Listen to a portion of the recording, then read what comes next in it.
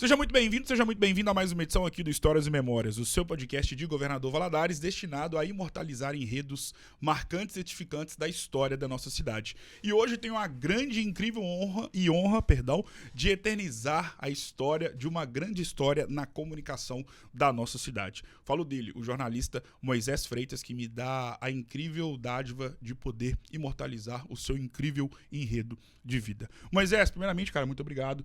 É um sonho realizado receber uma pessoa do seu gabarito e que contribui tanto para a comunicação da nossa cidade, Governador Valadares, e você como um dos baluartes da nossa imprensa. É uma honra e satisfação receber você aqui nesta quarta-feira de manhã, numa semana muito importante para a história da nossa cidade, e é uma honra receber uma pessoa tão importante para a história de Governador Valadares como você. Seja muito bem-vindo.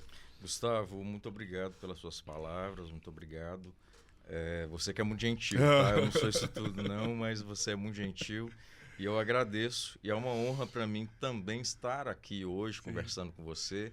Conheço o seu trabalho, quero te parabenizar pelo trabalho que você faz, é um trabalho muito bacana. E é isso, cara. A gente está aí para bater um papo, para conversar e com tudo, certeza, né? E vamos lá. E muito obrigado por ter aceitado o convite. Mas como eu sempre falo que a pandemia ela trouxe para o mundo um debate jamais antes visto sobre saúde mental. Eu costumo dizer que existe, igual existe na Bíblia, né? Existe o assunto saúde mental enquanto discussão na sociedade pré-pandemia e pós-pandemia. Haja vista que nós estamos vendo aí, e todo mundo tem um amigo, um parente, um conhecido ou um colega de trabalho que pertence a uma área que cuida da mente. Me refiro aos psicólogos, os médicos, os psiquiatras, os terapeutas. E nós estamos vendo aí o corpo que esses profissionais estão ganhando e ganharam, sobretudo a partir da pandemia. Falar sobre psicólogos até 2019, até 2020, melhor dizendo, era algo muito distante. E hoje tomou uma proporção jamais antes vista. E hoje se debate sobre saúde mental, não só com profissionais, mas entre nós, você com seus colegas de trabalho, com a sua família nem se fala, com seus amigos. Hoje é muito comum você chamar um amigo, se você estiver passando por um problema da vida pessoal, amorosa, profissional, amigo, tô precisando conversar, minha cabeça não tá legal, preciso desabafar. Antes não existia isso. Existia, mas não igual hoje. Feita essa pequena introdução, como está o Moisés Freitas mentalmente falando neste ano de 2026? Muito bem, graças Amém. a Deus. Assim, eu não posso reclamar, sabe? Essa questão da saúde mental é uma coisa muito importante, é uma coisa que tem que ser levado muito a sério. E eu fico feliz quando a imprensa, de uma forma em geral, quando os programas, os apresentadores, eles falam disso. Porque durante muito tempo isso foi um tabu. Sim. Você procurar ajuda profissional, procurar um psiquiatra, procurar... Terapia é uma coisa mais que a sociedade está mais acostumada, né? Nem tanto quanto deveria ser, mas já está. Agora, a questão da psiquiatria e tudo, tinha-se, né, aquela ideia de que eu vou no psiquiatra, então a pessoa é doida, a pessoa tem problema, e não é nada disso. Exato. O psiquiatra, ele atende também pessoas com problemas, mas ele previne e trata. Sim. E nós estamos vivendo, Gustavo, você citou aí a questão da Covid, né? Depois da Covid, a gente sabe que bagunçou aí a mente de muita gente, né? De uma forma em geral, né? Aquele tempo de enclausuramento, a perda de muitas pessoas, amigos, parentes, a insegurança, a incerteza, isso mexeu com muita gente. E é lícito, é válido que as pessoas procurem ajuda, e um conselho que eu dou, procure o quanto antes possível. Eu vou contar um pouco da minha experiência pessoal aqui. Eu mascarei durante muitos anos uma depressão que eu tinha, né? Assim, e eu nunca tratei. Aquela coisa, eu sou forte, eu consigo e tal. Não, isso é... Como se isso é uma gripezinha. E fui deixando. E há mais ou menos, acho que 2024... Não, a eleição foi que ano? 2024. Então, em 2022 para 2023, eu prostrei, vamos dizer assim.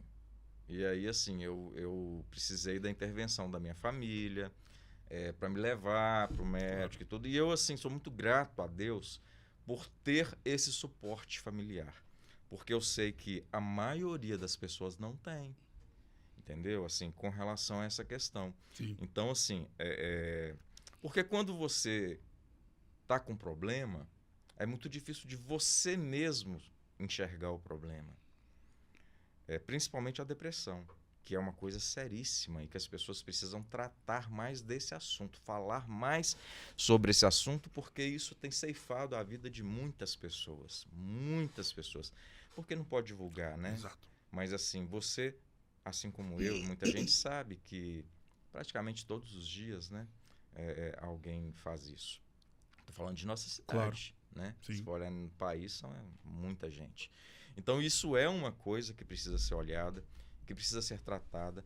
E, assim, se eu pudesse dar um conselho para todo mundo, assim, procure, não espera adoecer. Faça terapia. A pessoa que faz terapia é uma pessoa tão melhor. Exato. Entendeu? Assim, procura...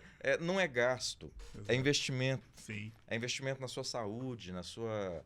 Porque tem a mente sã, né? É incorpore sano, então a mente comanda tudo. Claro. Então, assim, cuidar da mente é fundamental, Gustavo.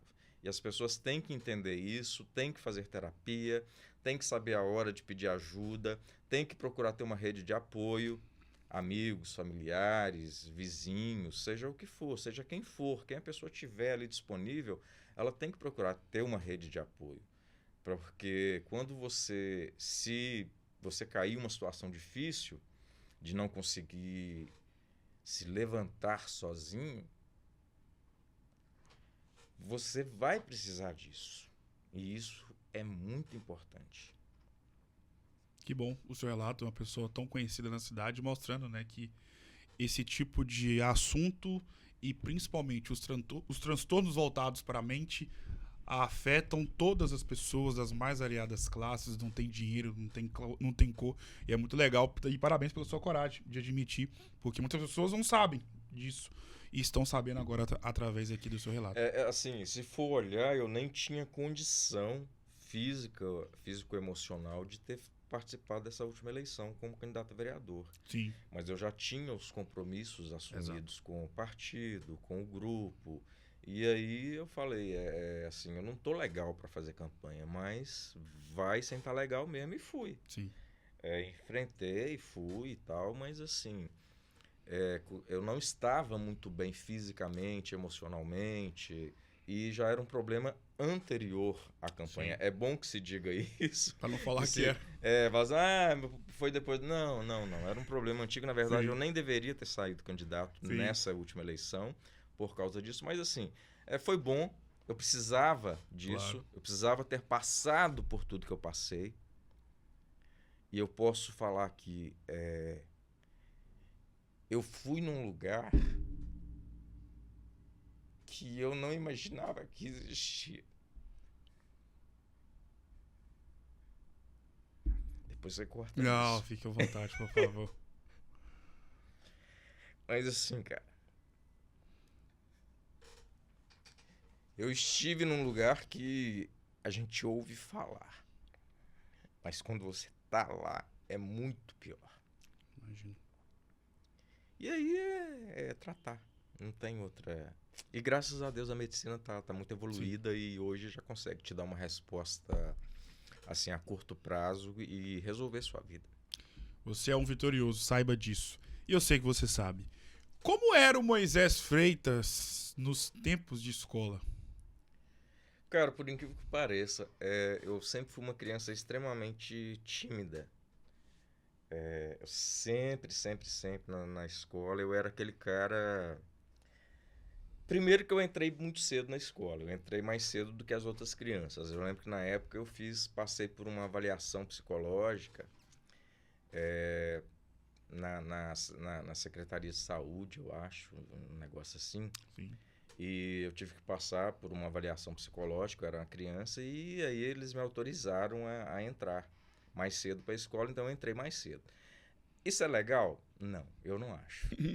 Porque assim, quando você entra mais cedo, você é o mais novo. Geralmente Sim. Você é o mais novo. Se você é o mais novo, você é o menorzinho. Sim. Sim. Se você é o menorzinho, você vai sofrer, porque você vai apanhar, você vai sofrer bullying.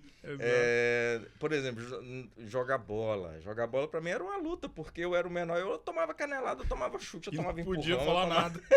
Então, assim, é complicado. Então, assim, mas eu sempre fui uma criança muito tímida. Tinha dificuldade de relacionamento, lidar com com as outras crianças. Eu era aquele que ficava isolado, entendeu? Na hora do recreio eu não tinha muitos amigos, eu ficava sozinho, isolado e tal. É ao contrário do que a maioria imagina, que eu sempre fui extrovertido, falador, conversador, não sei o quê. Não, nada disso. Eu tive que aprender.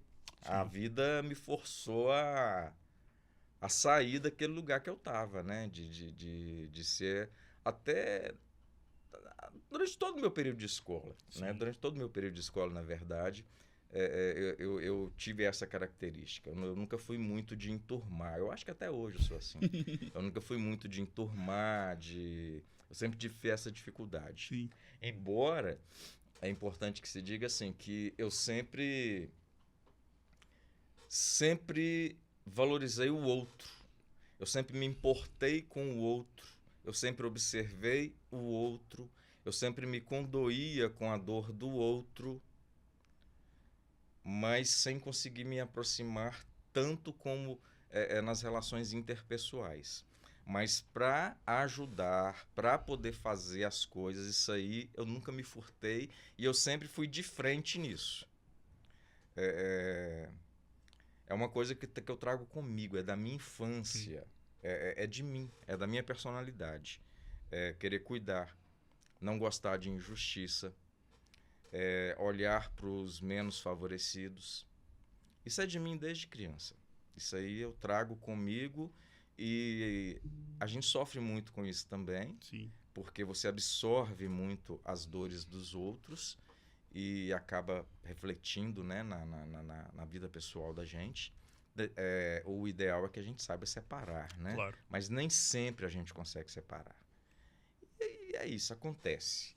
Então eu sempre tive esse olhar muito para o social, para as pessoas, para o ser humano, principalmente para as pessoas que precisam mais. E sempre toquei minha vida dessa forma.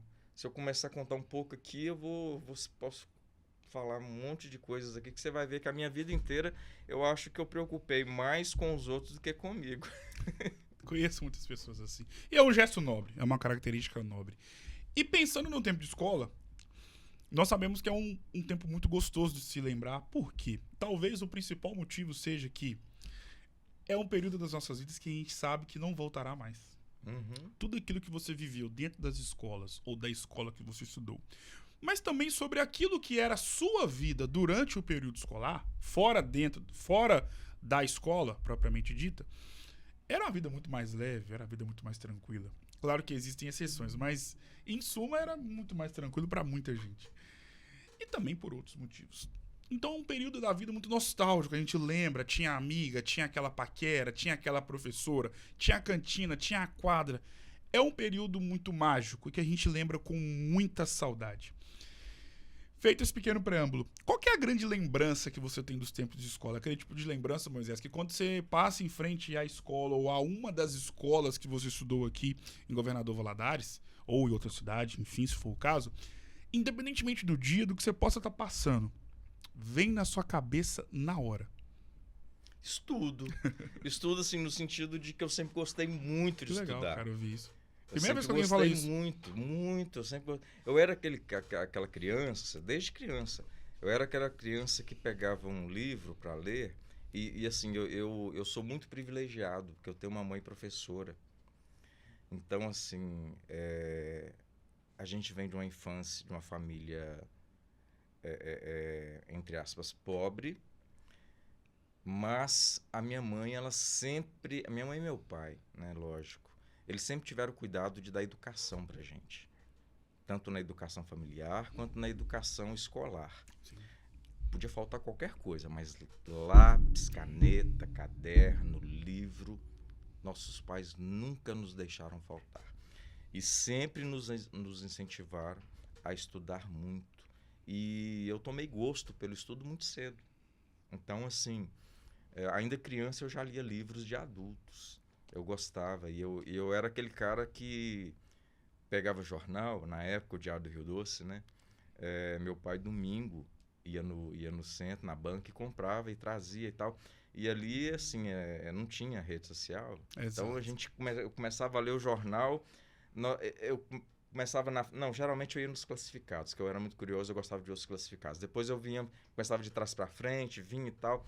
Na hora que acabava tudo, eu ficava procurando coisa para ler. Sim. Aí não tinha mais nada. Aí eu começava a ler o rodapé. Quantas edições, quantas mil edições, quem era o editor, que não sei quem era o redator, não sei o quê. E ficava com raiva até quando isso acabava, que não tinha mais nada para eu ler, eu Sim. ficava com raiva. Então por aí você vê o nível. Claro. Então assim, eu sempre fui compulsivo por ler, por leitura, na verdade. Né? Já saindo do Moisés Freitas estudante, dentro da sua infância, pré-adolescência, depois adolescência, você se tornou uma grande marca na cidade através do jornalismo, através da comunicação. E o mais interessante é pensar que hoje a gente lembra do J. Brás, dos grandes comunicadores que já passaram na história da comunicação aqui da nossa cidade, e nós falamos desses nomes com muita alegria e orgulho, principalmente de quem pôde acompanhar. Eu acompanhei o J. Brás já no finalzinho dos últimos 9, 10 anos da carreira dele. Já gostava muito de ouvir rádio, além de outros nomes, claro. E o mais interessante é pensar que daqui a 40, 50 anos, você será lembrado. Sobretudo na comunidade mais carente, de quem mais precisa. Porque os filhos vão falar: nossa, eu lembro que eu vi o programa do Moisés Freitas com a minha mãe. A gente morava em um bairro periférico aqui da cidade e ele lutava pela gente. Onde eu quero chegar? Tá, Onde eu pode quero falar. chegar? É, primeiramente, como se deu essa inserção do Moisés Freitas na comunicação de Governador Valadares? Vou contar essa história para você. Primeiro é o seguinte, esse negócio igual você falou, daqui a 40, 50 anos você vai ser lembrado. É uma injustiça, eu acho, com os profissionais, porque é isso mesmo que acontece. Enquanto os profissionais estão ali, você citou muito bem, lembrado, J. Brás, Sim. dentre outros, né? Muitas vezes são injustiçados, mal compreendidos, Sim. incompreendidos, mal interpretados, pagam as pessoas da comunicação pagam um preço muito alto, porque a gente fica exposto, a Sim. gente fica na TV ali e nós somos seres Claro. humanos. Eu erro, você erra, todo mundo erra. Então, assim, a gente fica ali exposto e a gente fala as coisas que as pessoas gostam e a gente fala coisas que as pessoas não gostam também. Então tem muito julgamento, tem Sim. muita falácia, tem muita mentira, tem muita acusação falsa, tem muita coisa e acontece muita injustiça nisso daí. Mas aí depois, quando passa, fulano estava certo, não sei Pois o é. que, nossa, olha lá o que fazia. Então, Exato. assim, eu fico triste com isso, sabe? Imagino. De ver os profissionais, grandes profissionais da imprensa, que muitas vezes são mal interpretados, julgados, condenados, até pela opinião pública, e que passa anos, aí depois as pessoas mesmo olham para trás e falam, ah lá, e estava certo. E sobre o seu início na comunicação aqui em Ok. Valadares?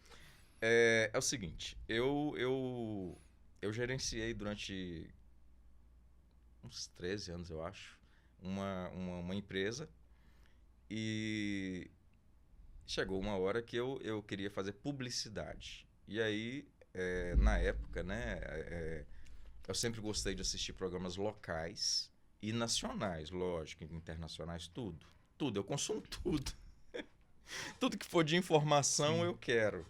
Então, assim, na época eu fui anunciar essa empresa no programa do Júlio Avelar. E o combinado que eu fiz com ele, né, a forma de anúncio, era eu ir, me parece que 2 vezes por semana, Sim. eu ia e tinha uma fala de 15 minutos. Ele me dava 15 minutos para eu poder falar. E aí eu falava sobre qualidade de vida, sobre algumas coisas lá que não tinha nada a ver com política. Nada a ver, absolutamente nada a ver. E aí, e nem podia, porque era Sim. área diferente, eu estava no programa de outra pessoa. Exato. E aí, E as pessoas foram gostando. Aí o pessoal começou a falar, tá bacana, gostei, não sabia que você falava assim e tal, não sei o quê e tal. E aí começaram a chegar um monte de feedback e tal, não sei o quê. Aí tem uma situação curiosa, que assim, eu acho que eu nunca contei isso pra ninguém, assim. Uau, Mas exclusividade. por que que hoje eu tenho um programa de televisão? Sim.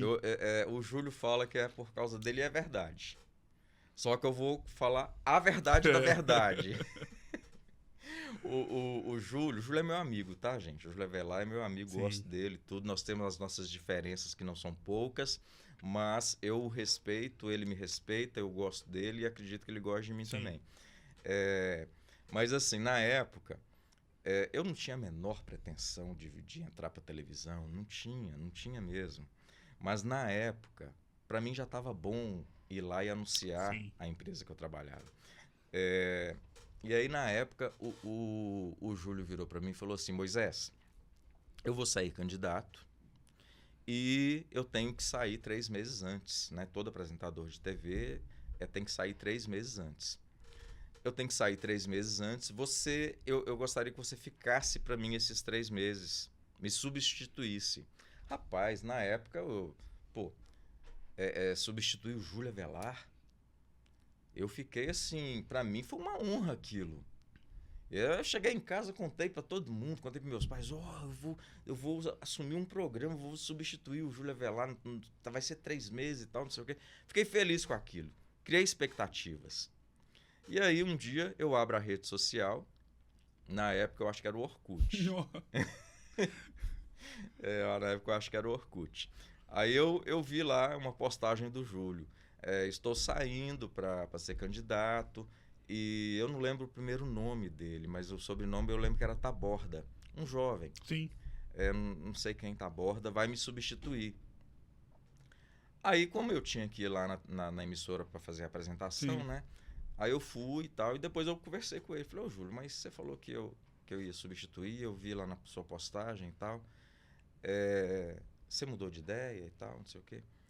Aí a gente começou a conversar e tudo e tal. Aí teve uma hora que eu fui e falei assim, mas só fiquei chateado porque eu criei expectativa, né, cara, e tal. E ficar sabendo por rede social também é chato, não sei o quê. Aí ele falou assim comigo, se você quiser apresentar, você monta um programa pra você. Que jeitão dele, né?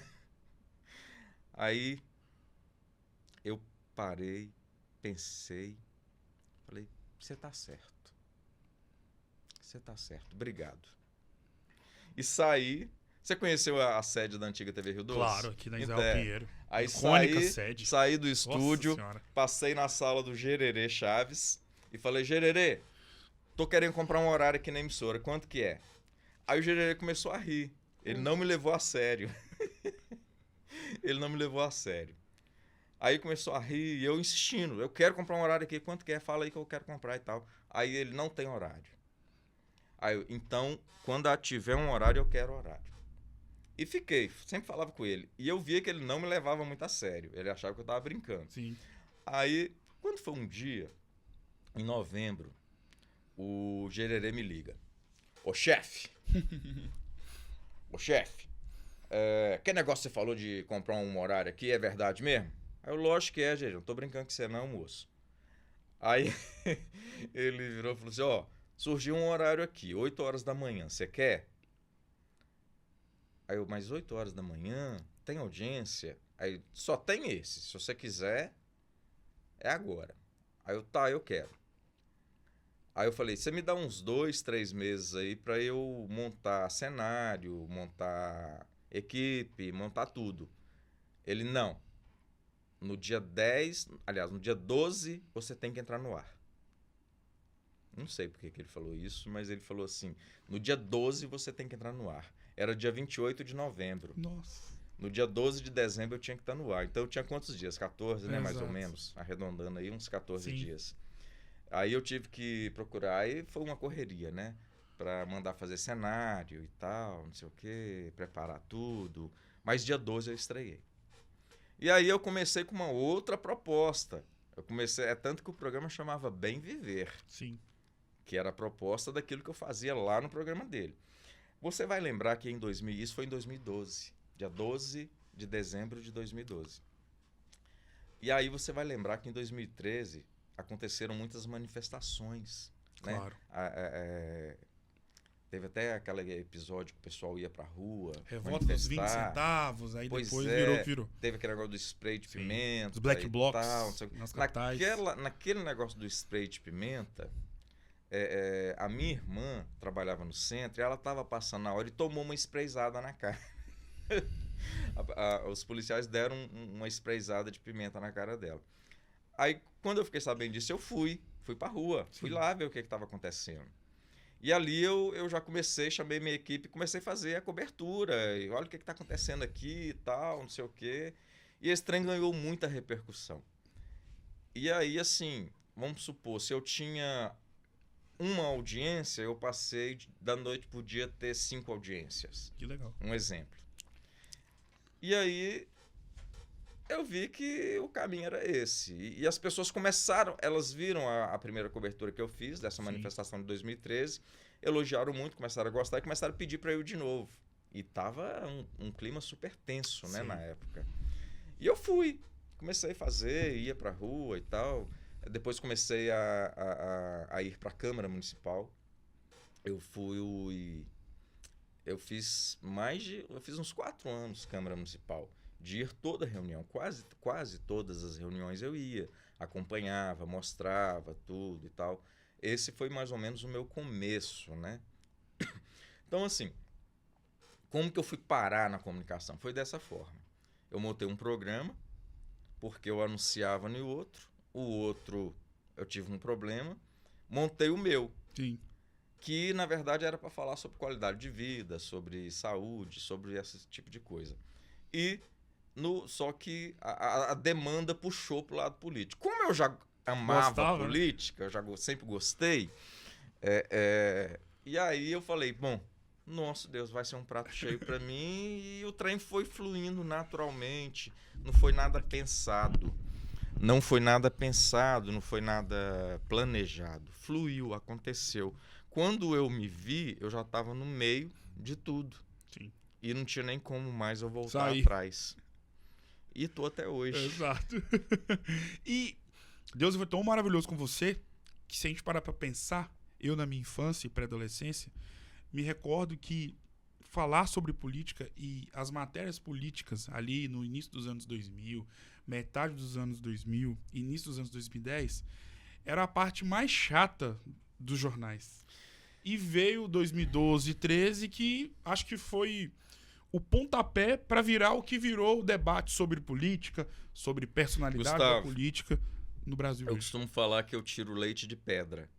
Porque você falar de futebol é muito fácil. Exato. Porque a maioria do brasileiro, o Brasil é o quê? Sim, país a terra do futebol, né? O país do futebol. Sim. Então, assim, a maioria dos brasileiros gostam de futebol. Exato. Então, é audiência garantida. Sim. Se você falar de fofoca, você montar um programa de fofoca, dá mais audiência. O povo gosta de fofoca. Sim. Gosta. Olha o Léo Dias aí e outros, né? Então, assim, política ninguém gosta de falar. A maioria das pessoas não gostam de falar de política, não gosta. Às vezes por decepção, Sim. Às vezes por não entender mesmo, às vezes por não gostar mesmo, não ter interesse, o que eu acho um grande erro. Claro. Acho que todos deveriam gostar de política, entender de política, estudar um pouco de política, porque a gente vive de política, todos nós vivemos da política, e se a gente não entender isso, a gente sempre vai ser massa de manobra de quem está lá. Claro. A pessoa pode falar, eu não gosto de política, mas vai ter outra pessoa que gosta que vai mandar na sua vida. Então, é bem por aí. Pensando no que virou o bem viver, na sua visão, por que o seu programa se tornou um dos mais relevantes da nossa cidade, sobretudo pensando na pauta política e assistencialismo, principalmente para quem mais precisa aqui na nossa cidade? Ok. Por que o programa virou o que virou, pensando na política aqui em Governador Valadares, sobre a forma como você sempre abordou os assuntos ligados à nossa cidade nessa pauta específica e, principalmente, Moisés, a sua verte de olhar para quem mais precisa e fazer mais por quem precisa de mais. Gustavo, por que virou referência na política, cara? Eu acho que é porque é Deus mesmo que é muito bom para mim. Deus é muito bom para mim. Mas assim, tem alguns diferenciais também, né? Sim. Eu sempre tratei as coisas, a res pública, a coisa pública, de uma forma muito transparente. Eu sempre, por exemplo, vou falar uma coisa para vocês aqui. Meu programa tem 14 anos. Eu não faço pauta. Eu nunca fiz pauta. Em 14 anos eu nunca fiz uma pauta. É porque eu não sei fazer? Não, é porque eu não gosto. Os meus convidados, eles perguntam, assim, às vezes eu convido uma pessoa e eles perguntam manda as perguntas para mim. Eu Acontece falo, não, aqui também. não, eu não vou mandar perguntas. O programa é ao vivo, o programa é espontâneo, não faz sentido eu te mandar as perguntas antes. Sim. Eu tenho muito esse problema com políticos. Eu convido políticos e aí eles falam, qual a pauta? Aí eu falo, o tema é esse. Sim. Agora as perguntas vão fluir. Não. Manda as perguntas pra gente, porque o fulano já tem que ir sabendo o que vai responder. Eu falo, não, então ele não vai. Ou um político tem que estar preparado para responder tudo.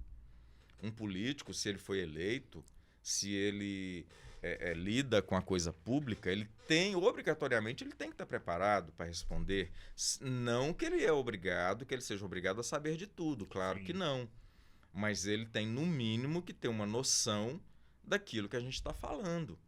Afinal de contas, ele toma decisões que vão influenciar a vida de muita gente. Então, assim, por isso que eu não gosto e não deixo, não falo, não passo perguntas anteriores, até porque nem eu formulo. A única coisa, Gustavo, que eu pergunto para as pessoas quando vão no programa, qual o assunto? Se eu quiser, quando sou eu quem convido, eu falo, olha, vamos falar sobre isso. Ponto. Não falo, vou te perguntar isso, não. Com político, a mesma coisa. O tema é esse. Ponto. Não tem esse negócio de trocar informação antes. Eu evito até chegar antes na emissora, para não ter aquele pré-encontro na sala de espera que sempre tem. Porque ali vai rolar uma conversa e tal, e eu evito até isso, para você ter uma ideia.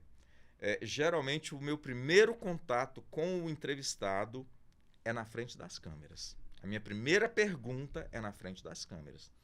E eu deixo fluir. E isso é muito bom. Sim. Eu gosto disso, entendeu?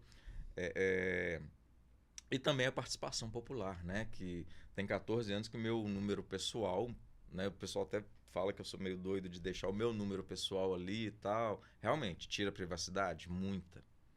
Então, assim, muita coisa. É estressante, é cansativo.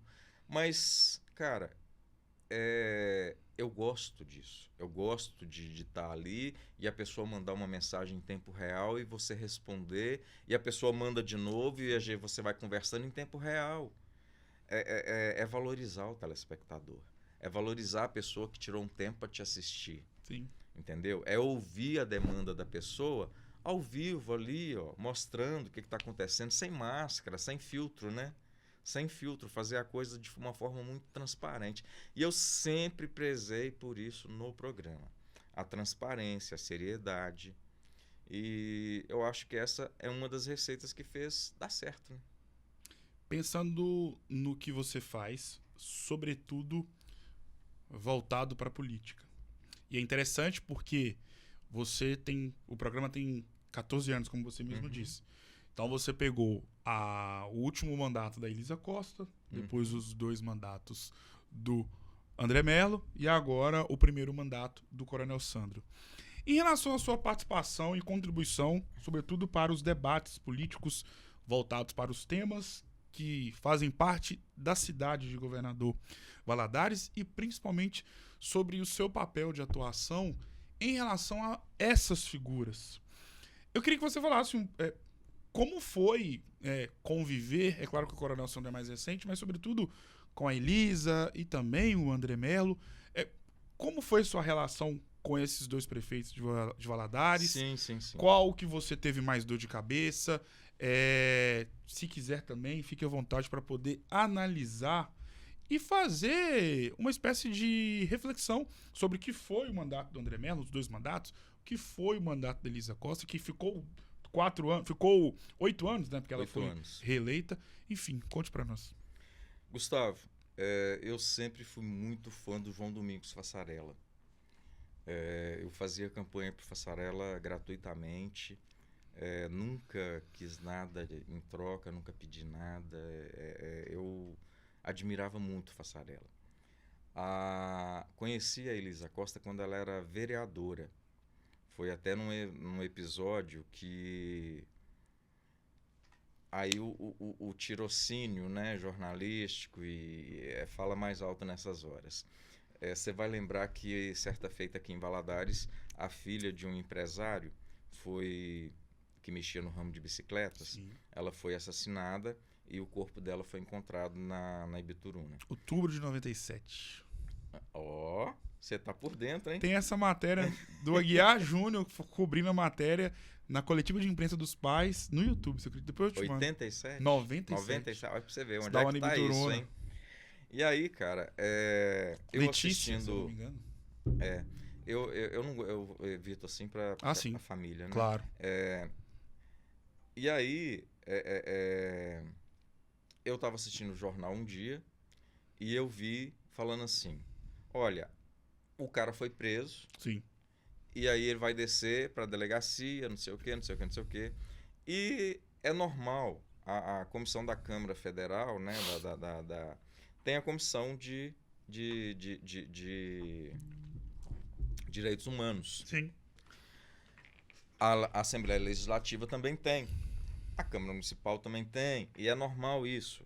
E aí eu me lembro que na época tinha essa comissão de direitos humanos aqui em Valadares, que era composta por... Eu me lembro que era a Elisa Costa, a Adilene Leu, e tinha outros vereadores também que compunham essa comissão, mas eu não me lembro todos, não.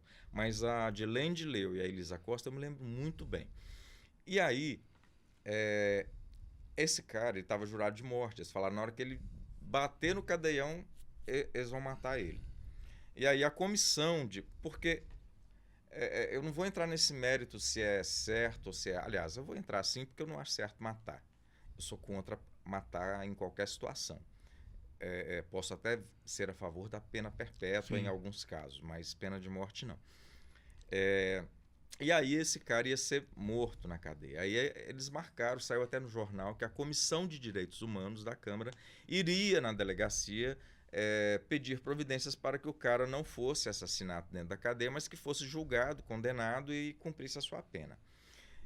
Vi isso na reportagem. No outro dia, só apareceu lá, a comissão era formada por várias pessoas, só apareceu a Elisa Costa e a imprensa todinha. E aí, primeira capa dos jornais, vereadora Elisa... Você precisa desbloquear seu iPhone antes. Vereadora Elisa do PT é a favor de assassino. Como eu tinha visto a matéria antes, um dia antes, falando que a comissão inteira estaria lá, eu falei, cara, sacanagem isso aí. Estão fazendo sacanagem com essa vereadora. Eu não conhecia a Elisa. Estão fazendo sacanagem com essa mulher aí. Eu vi a matéria. E uma comissão lá. O dever da comissão é esse mesmo. No Brasil não existe pena de morte, pelo menos na Constituição, nem no Código Penal. E chegou lá, só estava ela, nenhuma das outras pessoas foram, e a imprensa toda noticiou que ela estava defendendo o assassino num momento de grande comoção da cidade. E ali eu vi que houve uma injustiça com ela. Passou, aquilo me incomodou. Eu não gosto de injustiça, Gustavo. Não gosto. E aí aquilo já me incomodou. Um dia eu estava voltando da faculdade, eu fazia direito, e eu voltando da faculdade, parou um ninho vermelho do meu lado. Era a Elisa Costa. Já era vermelho? Já ela sempre usou um ninho vermelho. Sim. Depois eu acho que ela evoluiu e comprou um Gol. Sim. Mas aí ela parou um unozinho vermelho do meu lado, eu olhei, era a vereadora que eu tinha visto no telejornal. Aí eu falei, dei sinal pra quer falar com você. Aí ela falou assim, ela estranhou, tomou um susto, né? Falou, tá, encosta ali. Aí a gente encostou, eu falei, olha, eu vi o que aconteceu e eu acho que te sacanearam. Eu acho que aquilo ali foi uma armação pra você e tal, não sei o que. Eu não gostei daquilo, não. Não a conhecia, tá? E dali nasceu uma amizade. Ela me chamou pra conversar e tal. E então, assim, eu tinha uma ótima relação com Elisa Costa. E aí aconteceu, né? Começaram a surgir denúncias no segundo mandato, Sim. né? Começaram a surgir as denúncias. E eu já estava com o programa, né, nessa área e Sim. tudo. E eu comecei a fazer algumas investigações e tudo. E eu descobri, sim. Falei isso ontem, inclusive, no programa, um esquema de corrupção envolvendo um secretário e uma construtora aqui da cidade. E outras coisas também. Eu juntei tudo, provei por A mais B, com documentos, com tudo. Nessa época eu tinha uma pessoa dentro da prefeitura, como tem até hoje. Grande jornalista que tu és. E aí, essa pessoa foi me passando e tal, e eu consegui provar por A mais B. Mas o que eu fiz, cara? Eu fui na Elisa Costa. Eu fui nela. E entreguei para ela tudo. A Elisa ficou consternada, falou que ia tomar as providências e tudo. Só que no outro dia, eu liguei para ela, ela já não me atendeu. Aí, no terceiro dia, o cara que eu denunciei me ligou me ameaçando de morte. Aí eu fiquei meio que sem entender e tal. Tentei falar outras vezes, não fui atendido. Não sei se eles não acreditaram em mim, não sei o que foi, mas continuou. E eu falei, e aí começou uma certa perseguição na empresa onde eu trabalhava. Porque, para quem não sabe, quando eles querem machucar uma pessoa, eles vão na fonte de renda, Claro. né, da pessoa. Isso é uma tática antiga. E aí eu comecei a achar aquilo tudo muito estranho, até que a ficha caiu. Eu falei, caramba, eu tô no meio de uma briga aqui, de uma guerra, e o povo tá me atacando porque eu fiz uma denúncia como um cidadão. E aí eu falei, bom, já que é assim, então beleza. Aí eu também tomei as minhas providências. E fui pro pau, vamos dizer assim, fui pra briga. Enfrentei. Foram 3 anos, Gustavo. Foram 3 anos que eu aguentei o rojão. Sozinho. E cacetada de todo lado. Muita coisa. Ameaças. Foi tenso aquela época. Mas assim, depois de 3 anos, como é que terminou tudo? Né? Nessa época eu era chamado de doido. Eu era chamado de falastrão. Eu era chamado de um monte de coisa. Entendeu? Mas é sempre assim. Quando você mexe com um político que a pessoa gosta muito, você mexe com a pessoa também. E se a pessoa não souber separar, não tiver maturidade, inteligência emocional para saber separar uma coisa da outra, no Brasil, e principalmente nos dias atuais, está muito isso, né? O político de estimação, o cara pode roubar que a pessoa fala, tem problema não, é o meu político. Entendeu? Ele rouba, mas o outro também rouba. Não é mais assim, o outro não pode e o meu também não pode. Não, o meu pode porque o outro também pode. O outro também rouba. A gente está vivendo essa época política, né? E isso é muito triste, Demais. É vergonhoso pra gente, né? É um atraso muito grande de vida. Mas enfim. E aí, terminou com aquele monte de gente preso. Tentaram me incriminar na época. Um dos presos deu um depoimento lá citando meu nome, falando que eu fazia parte do esquema. E eu consegui de forma muito rápida. Porque o que eu fiz? Eu não tenho nada para esconder. Então, quando eu estava almoçando, eu estava em casa almoçando. Eu morava no Capim nessa época, numa chácara. E aí, um amigo meu, que é da imprensa, ele me ligou e falou assim, você tá no Mar de Lama. Aí eu comecei a rir e brincar. Falei, eu tô mesmo. Tô demais, uai. Tem milhões aqui na minha casa, mas tá escondido. Comecei a brincar. Ele, pelo tom de voz, né? Aquela voz grossa Ele dele. fechou a cara, engrossou a voz, falou, Moisés, eu não estou brincando. Exatamente, que ele fala desse Na hora jeito. que ele falou isso, a comida parou assim, ó. Então, Aí eu, como assim? Eu tô com o documento na mão aqui, seu nome tá aqui.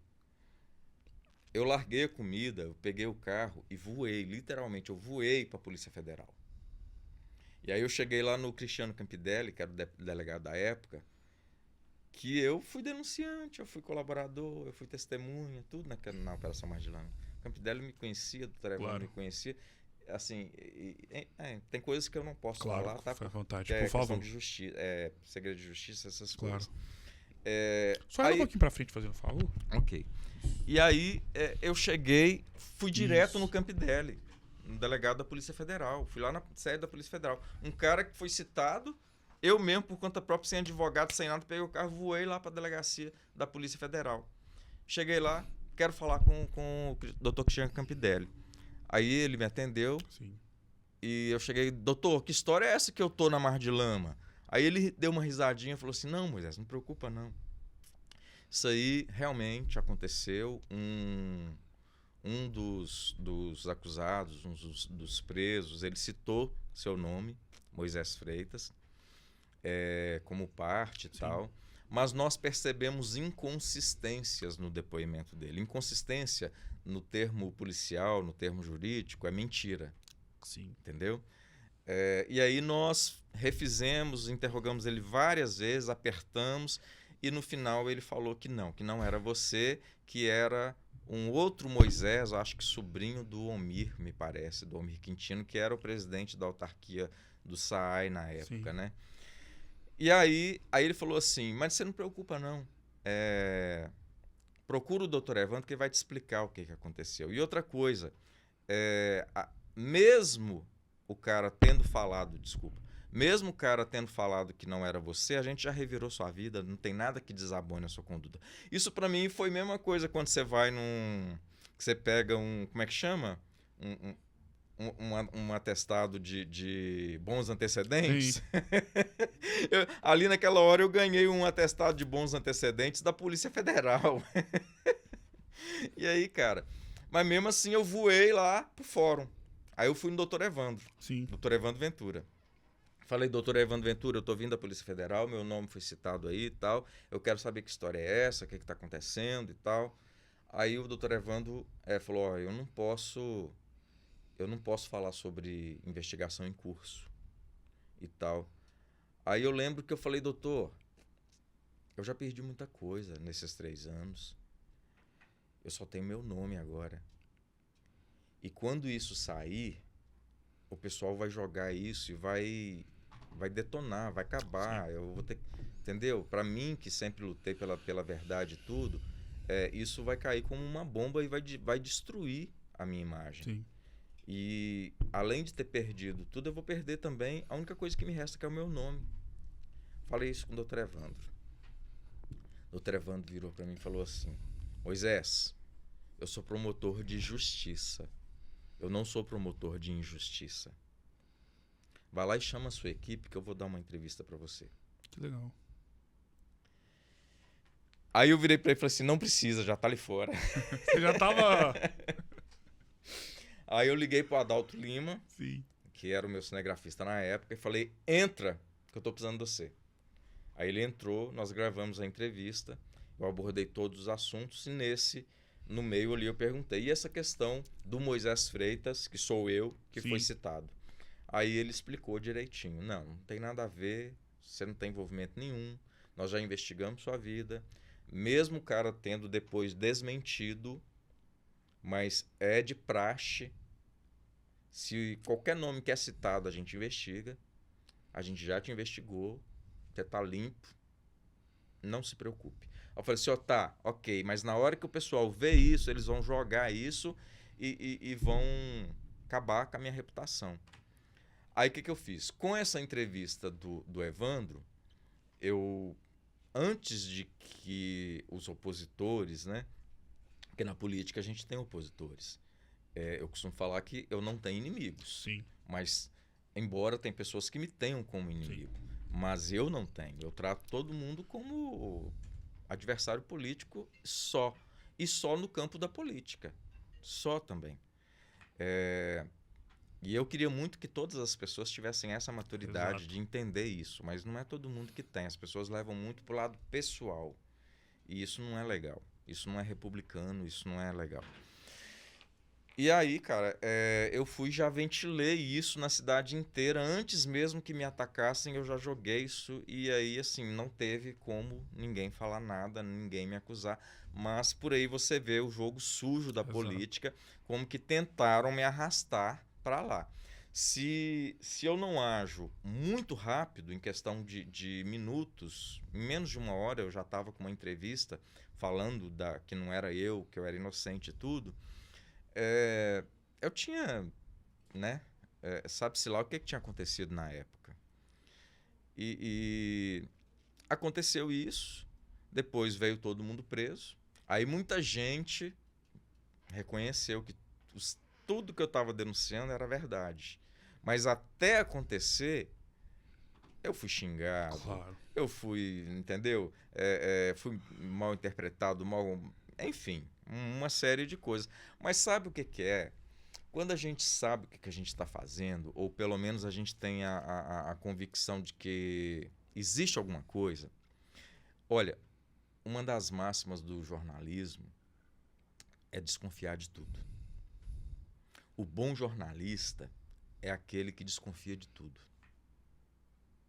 Na minha vida pessoal, eu não sou assim. Na minha vida pessoal, eu sou até muito bobo. Mas no trabalho, eu sou aquele que desconfia até da sombra. Sim. Então, assim, aconteceram né, aquelas coisas e tudo. E passou. Trocou de governo. E na época, eu me lembro que o pessoal falava muito que eu era pago pelo... Sempre tem essa história, igual está acontecendo agora, né? De ser pago, Sim. De não sei o quê. A gente vai chegar aí. Claro, fique à vontade. Então, assim, eles falavam que o André Merlo me pagava para bater no PT. Que eu era de direita e que a direita estava... Porque na época a direita era PSDB Sim. e PT. Não era extrema direita, né? Igual o pessoal fala. Não, não tinha bolsonarismo ainda. Né? E aí era PSDB Exato. E PT. Sim. Então eles falavam, o PSDB tá pagando o Moisés para bater no PT. Ouvi isso demais. E eu ficava da minha, ficava tranquilo, sabia que não tinha nada disso, tal, sempre agi por conta própria e tudo, nunca teve nada disso. E aí veio o governo André Merlo. Inclusive eu fiz parte da chapa dele, né? Eu fiz parte da campanha dele, Sim. Né? Embora poucas pessoas se lembrem disso, mas eu fiz campanha com o material dele, porque eu não tinha dinheiro para fazer material separado. Sim. Eu usei todos os meus santinhos que eu usei na época, foi com a cara do André Merlo do lado. O meu carro tinha banner do André Merlo. Então, assim... E quando começou o governo, eu torci muito para dar certo. Muito. Mas aí, você vai lembrar que aconteceram alguns fatos diferentes. Ele entrou e decretou estado de calamidade financeira no município, até compreensível, porque a gente estava vindo de uma operação Mar de Lama. Então é compreensível. Mas aí já em janeiro já vem o aniversário da cidade. Ele vai e contrata Fernando Sorocaba. Lembra-se disso? Sim. Contratou Fernando Sorocaba, gastou mais de milhões nessa brincadeira. Aí a primeira pergunta que eu me fiz, estado de calamidade financeira de um lado, milhões com Fernando Sorocaba. Não está batendo. Mas fiquei quieto. Não falei nada, fiquei na minha. Não, vamos dar tempo ao tempo. Passou mais um tempo, começaram a aparecer algumas coisas que para mim, no meu entendimento, na minha visão política, na minha visão do que é certo e o que é errado, não era certo. Mas eu fui dando tempo. Fui dando tempo, fui dando tempo. Aí depois veio a nomeação da filha, que na época era nepotismo. Hoje o Supremo já entende que não é, agora já mudou também, já voltou atrás, já falou que é nepotismo sim, enfim. Na época era nepotismo. Então, eu me posicionei. Ali eu resolvi me posicionar. Falei, olha, eu gosto muito da Sofia, cheguei a conhecê-la, educadíssima, menina muito bacana, muito educada. Falei isso na TV. Mas é nepotismo. Não acho certo. Quando eu falei isso, eu virei inimigo número 1 da administração municipal. E aí começaram, né? Aí quando você... infelizmente, Gustavo, tem governantes, né? Vamos falar a nível municipal, que é republicano, que entende, que não leva as coisas para o lado pessoal. Mas tem pessoas que às vezes, não sei, às vezes pela condição financeira, social, às vezes a pessoa nunca ouviu um não na vida, né? Às vezes a pessoa só está acostumada a mandar, às vezes a pessoa só está acostumada a dar ordens e tal, nunca ser contrariado, não sei. Mas tem pessoas na política que levam muito para o lado pessoal, não aceita ser questionado, não aceita ser, entre aspas, contrariado, não aceita que pessoas pensem diferente ou possam enxergar uma coisa de uma forma diferente. E aí já leva para o lado pessoal e já passa a te ter como um inimigo pessoal. E nesse meandro aí eu fui 8 anos oposição ao governo André Merlo. E eu não preciso aqui ficar lembrando muita coisa do que aconteceu, né? Foram muitos escândalos, foram muitas coisas. Vou só para ilustrar e contextualizar aqui. Teve, nossa Deus, troca de terrenos absurdas, vendas de áreas, não sei mais o que. Mas foi tanta coisa. E eu fui o único da imprensa, o único da imprensa de Governador Valadares que me posicionei como oposição ao governo André Merlo, que tinha a grande maioria da cidade, foi a maior, quando os partidos se juntam, coligação. Foi a maior coligação do país, me parece. Era não sei quantos, ou seja, todo mundo estava lá. Então eu fui contra todo mundo, todos os partidos, entendeu? Sim. Amigos meus que lutavam comigo na época da Mar de Lama, que estavam comigo na época da Mar de Lama, mostrando tudo de errado na época da Mar de Lama, me abandonaram quando eu comecei a mostrar as coisas erradas também do governo André. Sim. Porque eles estavam lá. E olha como que é, olha como que muda. Se você não está no governo, você... Não para todos, mas para a maioria. Se você não está no governo, você taca pedra. Se você está no governo, aí não pode criticar, não pode mostrar erro, não pode aconselhar, não pode falar que tem alguma coisa que não está funcionando a contento, não pode criticar, porque aí você é isso, você é aquilo, não sei o quê. Quando não deveria ser assim, né? Não deveria ser assim. O senso crítico, a criticidade política, ela tem que ser o tempo todo. Eu entendo que a sociedade, que as pessoas, ela tem que ter essa criticidade com relação aos políticos a todo instante, a todo tempo, vigiar, cobrar, porque são pessoas públicas e são pessoas que vão definir as nossas vidas, a vida de todo mundo. Então tem que haver, mas infelizmente não é todo mundo que aceita isso, não é todo mundo que concorda. Se você fala de que uma pessoa que a outra votou tá fazendo alguma coisa que não é tão legal para a cidade, tem muita gente que toma raiva de você, toma ranço, toma ódio de você, leva para a vida, leva para o coração. Sim. E aí a gente está sujeito a isso tudo. Mas são os ossos do ofício, né? Faz parte. Já estou acostumado com isso, já passei por muita coisa. Então, assim, vamos colocar aí. Operação Mar de Lama, 8 anos governo André. Aí, assim, eu brinco o seguinte, eu falo, poxa, sempre fui oposição. Oposição só toma no nariz, oposição só leva chumbo, oposição... Nosso Deus. Tem coisas que eu não posso falar aqui. Claro, mas, assim, imagino muita coisa. prejudica a pessoa em tudo que você pensar que eles podem te prejudicar, eles te prejudicam. Só reza um pouquinho pra frente, fazendo um favor. Isso. Entendeu? Vai nos seus anunciantes. É daí pra lá, Sim, sabe? imagino. E olha como é a vida, né? Nós falamos, né, e você fez questão de ressaltar o seu papel de importância na Operação Mar de Lama enquanto um jornalista e comunicador que sempre se manteve atento às coisas que estavam acontecendo, que não batiam, e culminou no que acabou acontecendo. Literalmente e justamente 10 anos depois da Operação Mar de Lama, Valadares vive um momento histórico.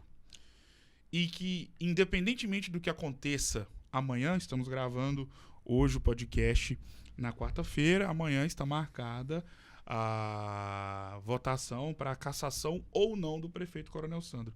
Independentemente do que aconteça amanhã com o Coronel Sandro e seu futuro na política valadarense, e Valadares já está vivendo um período histórico.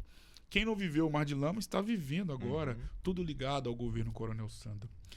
Em relação a tudo que Valadares está vivendo, tem vivido, e claro, para não te colocar em saia justa, fique à vontade para poder falar sobre o que você quiser e o que você puder falar. O que tem acontecido na cidade, pensando nos acontecimentos ligados ao governo Coronel Sandro? Em relação a tudo que você sabe enquanto jornalista e profissional, sem, obviamente, falar coisas que você não pode ou por segredo de justiça. Enfim, fique à vontade. Na sua visão, o que tem acontecido de fato na cidade? Gustavo, eu falo que eu tenho que pedir um padre para me benzer, um pastor para orar na minha cabeça. É porque, assim, eu achei que eu não seria oposição, eu achei que eu ia ter eu achei que ia ter descanso, paz nesse governo. Achei, de coração, Gustavo. Eu não conheço muito o Coronel Sandro, eu não tenho intimidade com ele, nenhuma, nunca tive. A primeira vez que eu vi o Coronel Sandro foi numa reunião que eu fui convidado para participar, que ele era o coordenador da campanha do Ricardo Assunção, que eles me convidaram para apoiar, na época, a candidatura do Ricardo Assunção. Eu agradeci, recusei, mas foi lá que eu vi a primeira vez o Coronel Sandro. E depois disso, 2 ou 3 entrevistas na TV e uma na prefeitura, só. Então, assim, se eu falar que eu tenho alguma coisa contra o Coronel Sandro, não tenho. Não tenho nada contra o Coronel Sandro, nada. Sabe? Agora, então, assim, começou o governo, cara, eu achei que ia ser um governo tranquilo, né? As propostas dele no início foi o quê? Não, a gente não quer pessoal da Mar de Lama, a gente não quer pessoal do André Merlo. A ideia não era essa? Sim. Então, assim, começou o governo, beleza. Eu mesmo cansei, o ano passado, por exemplo, quem assiste o programa sabe que eu cansei de elogiar, eu elogiava quase todos os dias lá o prefeito. A questão, né, que começou aquele programa Rua Não É Lar, o Rodrigo Cunha estava fazendo um trabalho na saúde também bacana, tinha algumas coisas legais, e eu elogiava, sabe? Só que aí começaram a surgir muitas denúncias. Uma coisa importante que é preciso que se diga, Gustavo, que muita gente pergunta por que eu deixo o meu número pessoal lá. Por que eu não tenho um número para trabalho e outro para pessoal? Só tenho um número de telefone, eu não tenho outro. Porque eu criei uma relação de confiança muito grande com os telespectadores e com os políticos e com os agentes políticos, com funcionários da prefeitura, entendeu? Então, assim, essa relação de confiança é que me permite ter acesso a algumas informações, porque eles sabem que só eu tenho acesso ao meu celular, que ninguém põe a mão no meu celular, que não é um celular empresarial, não é uma coisa que vai ficar aberta numa tela com outras pessoas respondendo. Sou eu, e somente eu. Então, se a pessoa me passa uma informação, ela está passando só para mim. Sim. Então, eu tenho essa relação de confiança com os meus telespectadores. Então a gente adquire, aí a gente consegue muita informação, muita coisa. E começaram a chegar muitas denúncias logo no início do governo. Mas eu pensava assim, não, o governo está no início, estão ajeitando a casa, estão colocando as coisas, estão montando equipe, estão montando secretariado, é normal, vamos dar um tempo, né, gente? Só que o trem foi piorando, foi piorando, foi piorando, foi piorando. Denúncias chegando, denúncias chegando, denúncias chegando. E aí chegou uma hora que eu comecei a averiguar. Aí já entra o trabalho do jornalismo investigativo Exato. mesmo, né? Aí eu comecei a fazer algumas averiguações. Muita coisa procedia. Muita coisa procedia. E aí não demorou muito tempo, estourou essa bagunça que está aí, né? E eu falo o seguinte, Gustavo, às vezes tem gente que acha que eu que estou interferindo, que eu estou fazendo isso, que eu estou fazendo aquilo, que não sei o quê. Não, cara, eu estou fazendo meu trabalho. Eu estou fazendo o que eu fiz na Operação Mar de Lama, na época do PT. Eu estou fazendo o que eu fiz nos 8 anos do governo do André Merlo. Que é fiscalizar, que é cobrar, que é mostrar o que às vezes os outros não mostram. É tocar na ferida, é falar. É chamar a sociedade a ter consciência do que está acontecendo. É tentar mostrar para as pessoas que não adianta paixão política, que todos os políticos que estão lá estão suscetíveis a erros e que a gente não pode passar pano, porque as consequências são muito grandes. Por mais que eu goste de um prefeito, eu não posso deixar de noticiar porque eu gosto do prefeito, porque eu admiro o prefeito, porque eu sou amigo do prefeito, porque eu tenho um parente que trabalha na prefeitura. Eu não me permito isso. Porque, por exemplo, uma cidade mal administrada, falta merenda nas escolas, nas creches. Aí você imagina, Gustavo, a maioria das crianças, Gustavo, que estudam em creches municipais, a única alimentação, às vezes, que ela tem no dia, ou talvez não a única alimentação, mas a principal alimentação é na escola, Gustavo. É na escola. Eu conheço muitos pais que moram em periferia, que mandam os filhos porque sabendo que lá eles vão ter comida. E aí, chega lá, não tem. Ou às vezes tem só arroz, como aconteceu agora recente. Ou às vezes tem um biscoitinho seco, não tem o leite. Cadê o dinheiro? Cadê o Fundeb? Porque os recursos federais vêm. Recurso federal não benga. Educação e saúde são recursos que o governo federal nunca bengou. Poucas pessoas, né? Eu acho que acredito que muita gente talvez não saiba disso. Mas assim, o dinheiro vem do governo federal. Entendeu? Sim. Então, assim, eu acho que não justifica. Começaram aquele monte de denúncias a aparecer e tudo. E volto eu a repetir, eu fiz e estou fazendo o meu trabalho. Só isso. Mostrando o que está acontecendo. E olha que eu nem estou como eu era. Por exemplo, eu fui na Câmara uma vez só. Eu podia estar em todo dia. Eu podia estar em todas as reuniões. Não estou. Eu fui uma vez só. Entendeu? Entrevisto. Uma coisa que as pessoas falam assim: por que só algumas pessoas vão no seu programa? Porque só aquelas que querem ir. Eu convido todos, Gustavo. Eu convido todos. Até o prefeito municipal, Coronel Sandro, eu tenho inúmeros de convites para ele ir. Eu mando para a SECOM, através da Raíssa. Já falei inúmeras vezes com ela, que as portas estão abertas. Já falei com o prefeito, com o secretariado, com todo mundo. Comigo não tem disso. Entendeu? O meu negócio é promover a discussão no bom sentido, Claro. a discussão política, para que tudo dê certo. E não ficar essa brigaiada que virou, essa confusão que virou, porque a cidade está parada com isso. E não é por causa do que está acontecendo agora, não. É desde o início. Muita gente fala assim: Mas como é que a pessoa vai trabalhar com tanta coisa na cabeça? Mas peraí, antes de estourar isso tudo, já tinha muita coisa sem estar funcionando. Já tinha muita coisa parada, já tinha muita coisa estranha. Já tinha. Eu não estou acusando, mas qualquer pessoa que sai na rua de Valadares percebe muita coisa. Vê que não está acontecendo do jeito que nos foi prometido. Do jeito que, né, que deveria ser. Serviços básicos não estão funcionando. Serviços básicos, Gustavo. Não vou ficar aqui entrando em detalhes, citando, porque vão falar, que eu tenho certeza que vão, apesar que eu não importo com o que os outros falam de mim, vão falar que eu estou implicando, que eu estou perseguindo, como já falam, né? Sim. Já estão falando, aliás, né? Mas faz parte, né? Faz parte do nosso trabalho. E tem que ter muita maturidade. Tem que ter muita força, tem que ter muita perseverança, tem que ter muita maturidade, cabeça fria, para aguentar o tranco. Porque a acusação é o tempo todo.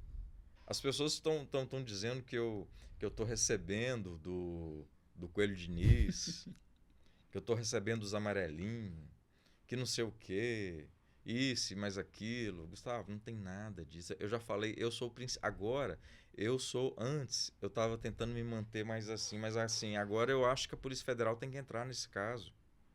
Já passou de todos os limites republicanos. Já passou, não dá mais. Até quando a gente vai ficar vendo aí, ó, essa confusão que está na cidade? Eu não estou culpando o prefeito. Eu não estou culpando ninguém. A gente só quer a cidade, e quando eu falo a cidade, há que se lembrar que Valadares é uma cidade polo, que nós estamos sendo observados por todo o leste de Minas Gerais, e agora está tomando repercussão nacional esse caso.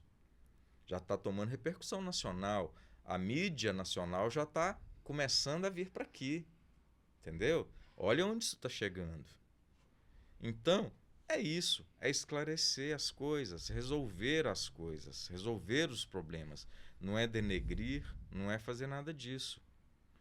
É para que as coisas, que a verdade apareça. Se o Coronel Sandro é inocente, que ele seja inocentado, que ele continue o governo dele, que ele consiga fazer o que até agora ele não conseguiu. Mas, se tiver realmente acontecido os erros que o TCE está dizendo que aconteceu, porque não sou eu que estou dizendo não, gente. Não é amarelinho que está dizendo não. Não é fulano, beltrano, não é o Tribunal de Contas do Estado. Do Estado governado pelo Romeu Zema, da direita. É esse TCE que está falando que tem um monte de irregularidade. E agora, não bastasse isso, outra CPI agora, a primeira foi do transporte escolar, agora, segunda-feira, foi aprovada outra CPI, né? Agora da merenda escolar. Do kit escolar, né? Agora, primeiro foi a né, do transporte. Sim. Já tem gente dizendo que tem outra para vir, que é a da NOB, que é o sistema de informática, né, que é do Marcinho Bananeira. Olha onde esse povo foi parar, lá no Marcinho Bananeira. Já tem outra aí, e agora essa, né, dos kits escolares. Provavelmente deve vir aí alguma coisa sobre merenda escolar também, né, porque já estão olhando isso. Então, assim, cara, eu só quero que tudo seja esclarecido. Se alguém cometeu algum crime ou errou,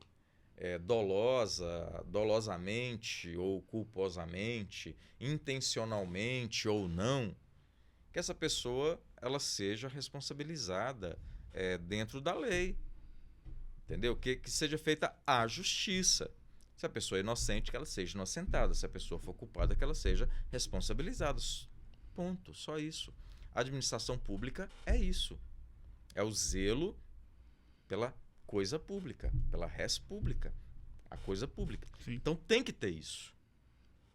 E eu não posso me furtar a isso. Diferente de outros programas, diferente de outras mídias, eu não posso me furtar em deixar de falar sobre esse assunto, como muitos gostariam que eu deixasse de falasse, até a minha família gostaria que eu parasse de falar Sim, sobre essas coisas, porque é perigoso. claro. A gente sofre ameaças o tempo todo, entendeu? Fica o tempo todo procurando coisinhas para poder denegrir a sua imagem.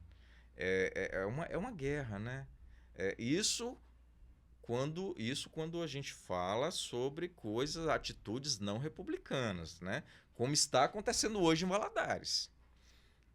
Perseguição, pessoas atacando as outras.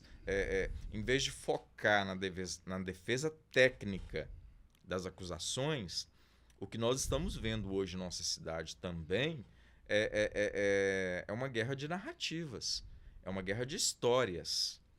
Eu conto uma história, não, mas o fato está aqui, não, mas a minha história é essa. E aí muita gente acredita, e muita gente toma partido. E aí vai virando um turbilhão e vai estar essa guerra que está aí hoje.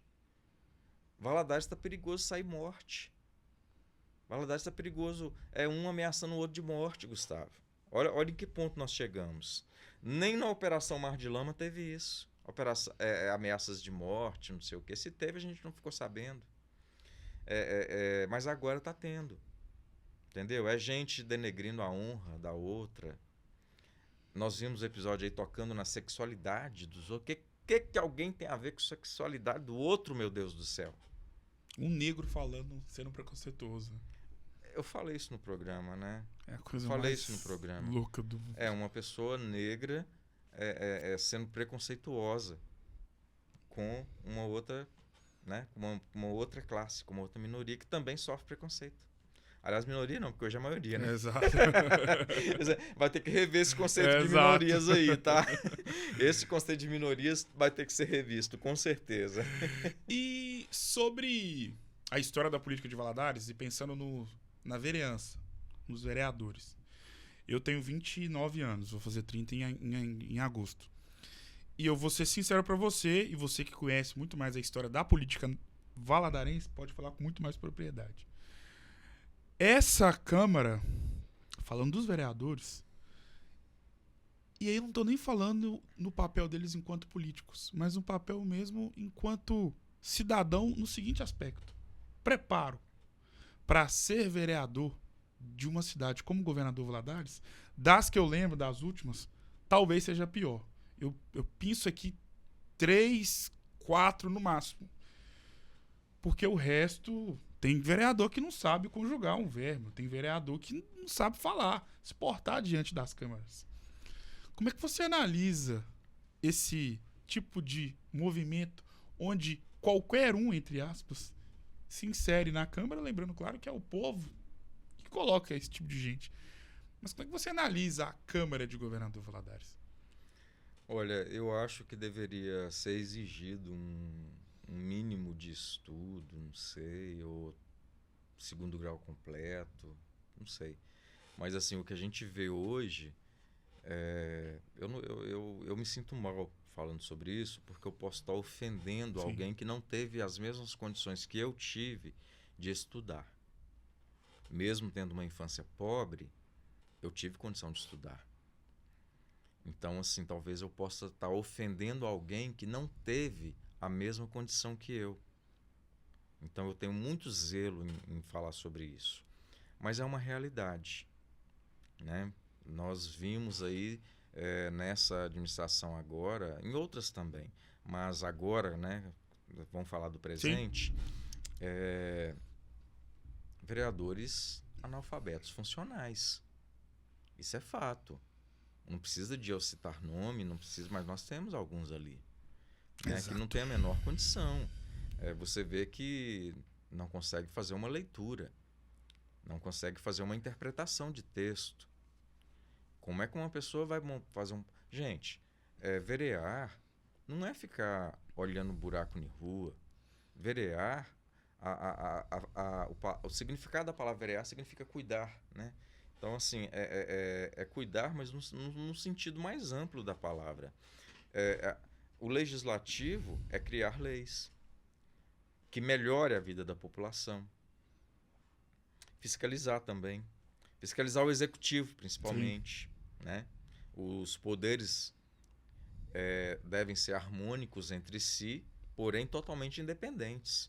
E aí quando a gente vê reunião em meio a CPI, a gente vê reuniões das partes juntas, cadê a independência dos poderes, né? Então a gente já vê que tem coisas que não são muito legais aí. Sobre a nossa vida, ela é como se fosse um livro, com páginas positivas e páginas negativas. E são assim todos os livros propriamente ditos. Só que pelo fato da nossa vida se parecer com um livro, nós sabemos que a nossa vida enquanto ser humano também é feita de páginas positivas e páginas negativas. Capítulos maravilhosos contando histórias lindas e capítulos contando histórias não tão bonitas assim. E assim é a nossa vida. E Deus é tão maravilhoso que Ele nos dá a propriedade de nós mesmos sermos os autores das páginas dos livros das nossas vidas. Então, Moisés, você todo dia quando acorda, você escreve uma página do livro da sua vida. Todo dia vivido é uma página no livro da sua vida. Sim. E todo grande acontecimento, positivo ou não, é um capítulo marcante da sua história de vida.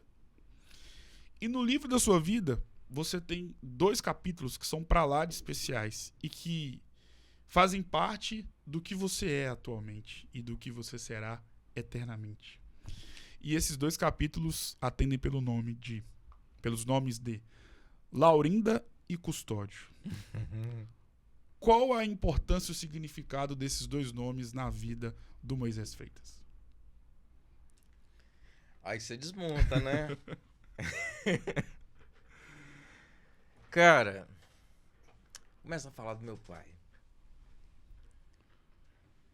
Meu pai é um cara que foi um exemplo, né?